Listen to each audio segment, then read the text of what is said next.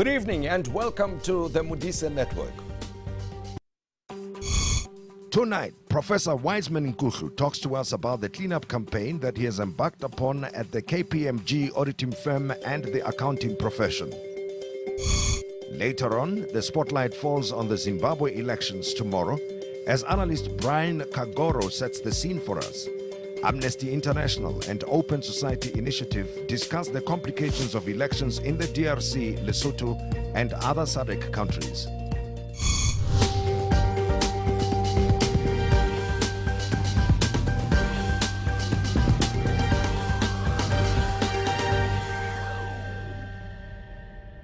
I'm Tim Modise, and thank you for joining me this evening. Please join the network as we have our guest and discuss a variety of issues. We'd like to hear your comments or questions on the hashtag the Modise Network. Now, the shocking discovery, besides the amount of looting that took place during the state capture rampage, was the involvement of highly regarded professional entities such as KPMG and McKinsey. The Minister of Public Enterprises, Pravin Gordhan, speculates that the cost of corruption to the South African public sector is more than 100 billion rands over 5 years. The highly reputable corporates were found to have aided and abetted the looting of the state. KPMG, an auditing company in particular, was found to be implicated in a few state entity shenanigans and has since lost several private lines as a result. The company is currently undergoing restructuring and building a new culture for the more than 2,000 employees. At the head of these changes is the new chairman, Professor Wiseman Nkuhlu, who is with me to talk about what KPMG is doing to try and restore its former glory. Prof, pleasure to catch up with you. Good evening, Tim. Well, I'm pleased it's a pleasure to be here. And you did fall for the trick, right? When I said, come and be on my couch. So we can yes, I've been looking at that for a while. Yeah. And he said, well, sooner or later, I'm going to be on that couch. Wow. It's going to happen. Pleasure to have you with us here. Thank you. So now, you come as somebody who's been in the governance space as a leader of different entities, accounting firms, banks, and so forth. And then you come into the KPMG mess. What did you find when you came in? Or firstly, what is it that persuaded you to take up the position? No, thank you, Tim. I was a client of KPMG, and I've worked with the firm in various capacities in the past as a member of the profession.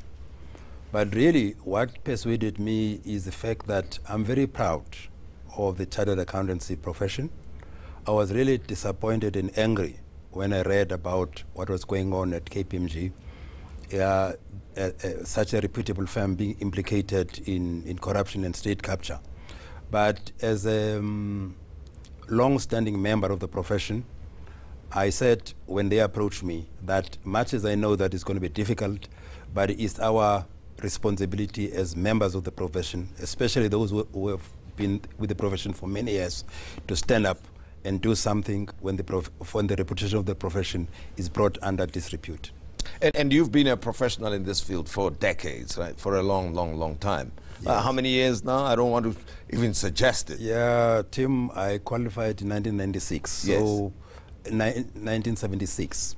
So I've been in the profession for more than 40 years. So you know what you're talking about and you know what is wrong. So when you came into KPMG, broadly speaking, before we talk about the specifics, what do you think were the main lapses within the organization? I'm not sure even to call them lapses because the impression created is that it was deliberate anyway on the part of those implicated.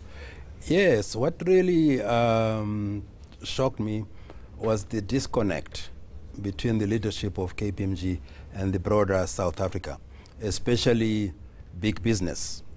Because at the time that KPMG got involved with the SARS investigation in particular, big business through BLSA had actually launched a big campaign, anti-corruption, anti-state capture, campaign. So for them not to realize that under those circumstances, they were risking the reputation of the firm by actually taking sides and agreeing to do the SARS investigation at that time. Of course, the second disappointment was the fact that from the time that the famous aircraft landed at the Waterkloof, yeah, anyone with links with the Gupta companies should have regarded that as a red flag and reviewed that relationship. But for KPMG, it took them much longer, possibly another 2-3 years before they could actually review. It was just that disconnect with South Africa and not realizing that they were really exposing the name of the firm to a great risk and to a serious risk of reputational damage. And of course, auditing firms are there to give the shareholders, different stakeholders, confidence in the probity of the affairs of any entity, isn't it? Yes. So how, from your experience, do you think such lapses can take place? Is it because of some personal benefits that people get? Are there any inducements that you think, broadly speaking, are there in this accounting profession that would make people look the other way instead of doing the work that they are supposed to do? Yes, Tim, I think possibly the biggest concern that I have as a member of the profession is that in our code of conduct, in the training of accountants, it's always emphasized that the accountant or the auditor is not only there to service the client, is also there to serve the broader public interest. In other words, in everything that we do, we should never allow a situation where we lose our independence and now we act as advocates of clients. Even we lose sight of the fact that by just looking at the client and not considering the possible bigger impact on society, we may find ourselves in this situation. What we have also hinted on, the question of personal interest and the question of commercial interest taking an upper hand, whereas we should be maintaining a balance between the commercial interest and serving the public interest. It's clear to me that over the years there's been a tendency to gravitate towards commercial interest being supreme and the issue of serving the broader public interest being subordinate. But then, again, in the case of the auditors and the accountants, they are the people you go to when you look at risk management, right? Yes. Identifying the risk and managing or mitigating the risk.